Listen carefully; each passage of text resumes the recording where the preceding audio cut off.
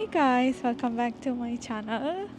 I do khambra London I do adagi manakta ko walking oina chakena lakpane ba khambra na e chum walk oina lakhe lakpane mi myam su phamnari e I do chak to tap tain chaman gare khara digest tauna ngai haraga lakpane ba ko I dum chapa pham do ulake nung do ram tar kan nung do ram ne ba ko London I do khara dar kan yam phaja bane ba ko adu ulake ba khwai do ulake ba mayam aina cafe haibado sisini bako mi mayam phamdana thakdana enjoy kana tawri aduga London ai yamna close oina yengninga gadi silaire sauraba circle si London ai ne paisa ba mi jina manunga sanga phamaga masado round lautho laushin tawthoga kumdana rapani si paisa haidi mapande oina yengmuna phai ko sije manungda phamaga sunu aite hai aduna mapande dum yeng but sigi nice view hapake bako harawai just ta-da! I know can't talk. I did.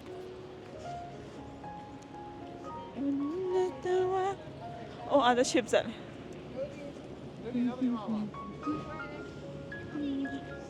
Oh, nada. This is London. I shall. Hele.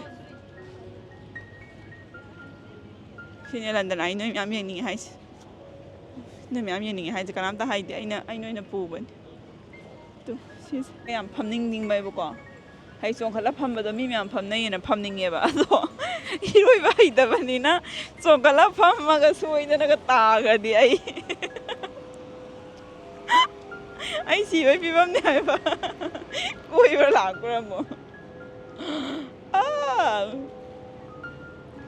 Kongang Kongi. Aduga mayam siza big band ne bako London gi gari achauka laibodo khoigi ason US ta ju New York ta ka laibo daina na siju London gi oina gari achauba ma gari laitaba mi mayam gi yeng na ngai yeng mandana video te ai gi de ado bat khoi ma hoi moi ahan ba ulja ba do yeng je jano hai ba gi si thawai na tho nga si di walking oina lak pa je adu gi nam mane bako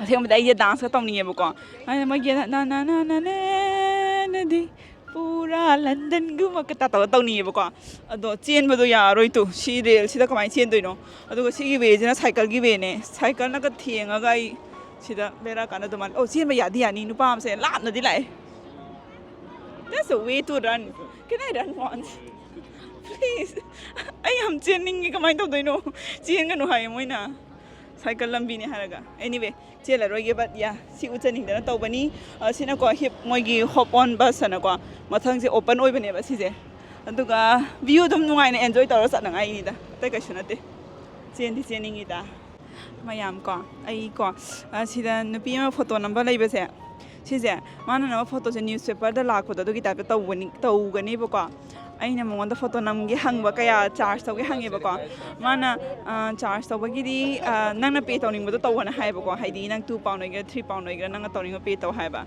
wal ma do cash tang oina lawe ba ko id cash na pura chate sida card oina loi pura chale ba ko card tang oina aduna number yadre namdi namning se ma je mi mayang idum photo nama khana daina paisa tan bane ba ko number yadare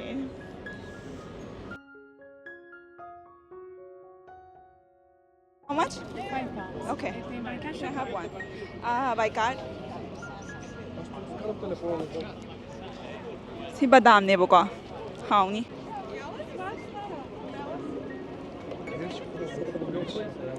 Thank you. Thank you. Mayam, asi je khambra. The National COVID Memorial Wall ne boko. Hidal moina ye iba sida heart macha mayam se mi COVID ki matamda sigiba mi mayam do adugi mogi memory da loina heart loina mogi maming jing aduga sigiba mogi kaina date ka to adu iraga mogi remember oina ngai ko ye kune ba sije khambra si khatana te son side ta namak ulake ba ko tu sigi heart mayam se mi mayam tu heart macha thanks so tu loi te dum mi mayam sigiba gi mogi kano je nongmu nungsi makha da ka tai jam ni ma ming hata ni iri se covid matam na mi mayam si dana adugi haina ai khoi chu ko ꯍꯥꯏꯗꯤ ꯑꯩꯈꯣꯏꯅ ꯄꯥꯝꯃꯒꯗꯤꯀꯣ ꯁꯤꯗ heart ꯃꯆꯥ ꯌꯦꯛꯑꯒ ꯃꯣꯏꯒꯤ ꯃꯃꯤꯡ ꯏꯕ ꯌꯥꯏ ꯑꯗꯨꯒ plus ꯃꯣꯏꯒꯤ ꯂꯩꯈꯤꯗꯕ ꯅꯨꯃꯤꯠꯇꯣ ꯑꯗꯨꯁꯨ ꯃꯣꯏꯒꯤ ꯃꯦꯃꯣꯔꯤ ꯑꯣꯏꯅ ꯁꯤꯗ ꯇꯧꯕ ꯀꯩꯁꯨ ꯀꯥꯏꯗꯦ ꯑꯦꯅꯤꯊꯤꯡ ꯅꯨꯡꯉꯥꯏꯇꯦ ꯌꯥꯝ ꯃꯤ ꯁꯤꯕ ꯃꯌꯥꯝꯁꯦ ꯌꯦꯡꯉꯨꯅꯦ ꯁꯤꯁꯦ ꯑꯁꯦꯡꯕꯗꯤ ꯄꯨꯔꯥ ꯅꯣꯔꯃꯦꯜ ꯋꯥꯔꯜ ꯑꯣꯏꯅ ꯂꯩꯔꯝꯕꯅꯦꯕꯀꯣ ꯑꯗ ꯃꯤ ꯃꯌꯥꯝꯗꯣ ꯃꯣꯏ ꯂꯥꯛꯑꯒ ꯌꯦꯛꯄꯒꯤ ꯄꯨꯔꯥ ꯑꯔꯣꯏꯕ ꯐꯥꯎꯕ ꯉꯥꯛꯇꯅꯦ ꯁꯤ ꯌꯥꯎꯔꯤꯁꯦ ꯅꯨꯡꯁꯤ ꯌꯥꯝ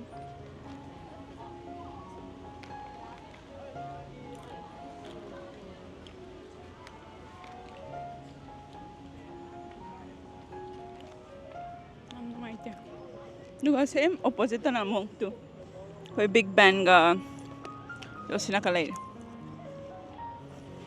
ꯅꯦꯛꯁ ꯌꯨꯁ ꯌꯥꯝꯅ ꯅꯨꯡꯁꯥ ꯁꯥꯏꯌꯦ ꯑꯃꯨꯛꯀꯣ ꯉꯁꯥꯏ ꯅꯨꯡꯁꯥ ꯁꯥꯗꯕꯅꯤ ꯍꯧꯖꯤꯛꯇꯤ ꯅꯨꯡꯁꯥ ꯌꯥꯝ ꯁꯥꯔꯦ ꯑꯃꯨꯛ ꯑꯆꯥꯄꯣꯠ ꯑꯃꯇ ꯆꯥꯈꯤꯒꯦ ꯑꯩꯁꯦ ꯋꯥꯛꯀꯤꯡ ꯊꯣꯛꯂꯛꯄ ꯂꯩꯌꯦꯕꯀꯣ ꯋꯥꯛꯀꯤꯡ ꯅꯠꯇ꯭ꯔꯦ ꯆꯥꯅꯉꯥꯏ ꯊꯣꯛꯂꯛꯄꯅꯦ ꯋꯥ Bright lights and colors. Love is for the ones who dare to wait.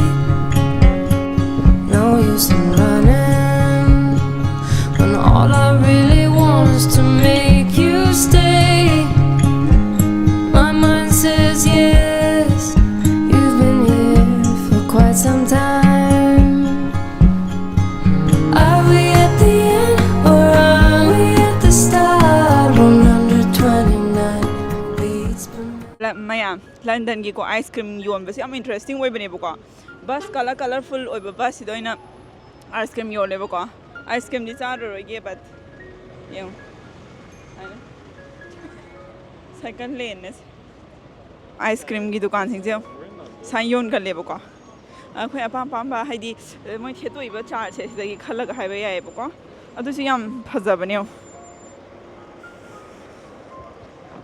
ꯍꯥꯏꯅ ꯌꯥꯝ ꯐꯖꯩ ꯍꯥꯏꯕ ꯑꯩꯈꯣꯏꯗꯤ ꯕꯔꯥ ꯍꯥꯏꯅ ꯉꯍꯥꯟꯋꯥꯏ ꯌꯣꯟ ꯂꯥꯛꯄꯗꯣ ꯉꯍꯥꯟꯋꯥꯏ ꯃꯌꯥꯝ ꯑꯩ ꯑꯁꯨꯝ ꯆꯠꯀꯦꯕꯀꯣ ꯑꯁꯤꯒꯤ ꯁꯤ ꯕꯤꯛ ꯕꯦꯟꯁꯦ ꯑꯃꯨꯛ ꯈꯣꯡꯉꯤꯀꯣ ꯃꯇꯝ ꯌꯧꯔꯛꯄ ꯃꯇꯝꯗ ꯀꯌꯥꯅꯣ ꯈꯪꯗꯦ 15 minutesꯂ every 15 minutesꯂ every 30 minutesꯂ ꯀꯩꯅꯣꯝ ꯈꯣꯡꯉꯦ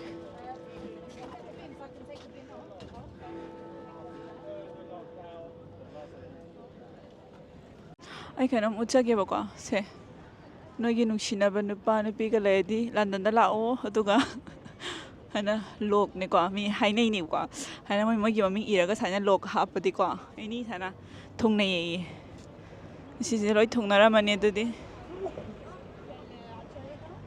ꯍꯥꯏꯅ ꯃꯌꯥꯝ ꯁꯤꯒꯤꯀꯣ ꯁꯥꯏꯠꯇꯅꯦꯕꯀꯣ ꯄꯥꯔꯛ ꯃꯆꯥ ꯑꯃꯁꯨ ꯂꯩꯔꯝꯃꯦꯕꯀꯣ ꯃꯣꯏꯁꯤ ꯄꯥꯔꯛ ꯈꯨꯐꯖꯁꯦ ꯌꯦꯡꯉꯨꯅꯦ ꯍꯥꯏꯗꯤ ꯄꯨꯔꯥ ꯁꯪꯉꯒꯅꯦ ꯋꯥꯈꯜꯒꯁꯦ ꯅꯨꯡꯉꯥꯏꯊꯣꯛꯏꯍꯦ ꯌꯦꯡꯉꯨ ꯈꯨꯐꯖꯁꯦ ꯋꯥ ꯁꯤꯗꯤ ꯐ꯭ꯔꯣꯛ ꯑꯃ ꯗ꯭ꯔꯦꯁ ꯑꯅꯥꯟꯕ ꯑꯃ ꯁꯦꯠꯂꯛꯑꯒꯅꯦ ꯈꯪꯕ꯭ꯔꯥ ꯁꯤꯗ ꯀꯩꯅꯣ ꯇꯧꯔꯗꯤ ꯐꯤꯂꯝꯒꯤ ꯁꯨꯠꯀ ꯇꯧꯕ ꯌꯥꯅꯤꯍꯦ ꯈꯨꯐꯖ ꯑꯃꯅꯦ ꯌꯦꯡꯉꯨꯅꯦ ꯋꯥ ꯄꯦꯜꯂꯦ ꯊꯃꯣꯏ ꯄꯦꯜꯂꯦ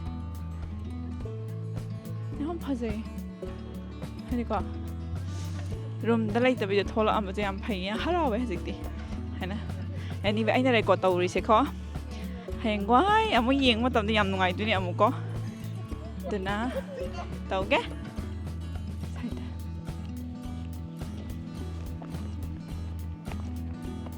ꯃꯌꯥꯝ ꯁꯤꯒꯤ ꯂꯩꯁꯦ ꯎꯕꯗ ꯐꯖꯩꯗꯅ ꯐꯖꯩꯀꯣ ꯁꯤꯁꯦ ꯃꯅꯤꯄꯨꯔ ꯈꯨꯌꯥꯟꯗ ꯌꯥꯟꯖꯟꯒꯦ ꯅꯥꯗ ꯆꯤꯟꯖꯜꯂꯒ ꯃꯣꯏ ꯁ꯭ꯋꯥꯏ ꯆꯠꯈꯥꯏꯒꯦꯁꯦ ꯆꯤꯟꯗꯤꯔ ꯒ꯭ꯌꯥꯟ ꯇꯥꯗꯦ ꯆꯤꯜꯂꯦ ꯆꯠꯈꯥꯏꯒꯦ